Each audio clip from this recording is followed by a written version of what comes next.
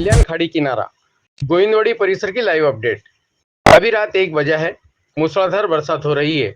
कल्याण उल्लास नदी अर्थात खाड़ी के पानी का स्तर बढ़ता जा रहा है और केडीएमसी द्वारा खाड़ी किनारे रह रहे लोगों को अपनी जान व माल की हिफाजत करते हुए स्थलांतर होने की सूचना दी जा रही है। मोहसिन पक्की मित्र मंडल के मुखलिस पक्की की रिपोर्ट।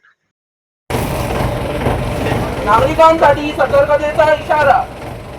अतिवृष्टीमुळे खाडीची पाण्याची पातळी वाढत आहे।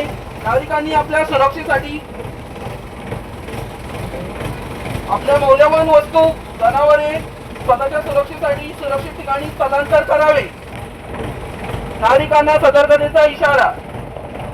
अतिवृष्टीमुळे पाण्याची पातळी वाढत आहे। नागरिकांनी आपल्या मौल्यवान वस्तू, जनावरे स्वतःच्या सुरक्षेसाठी सुरक्षित ठिकाणी स्थलांतर करावे।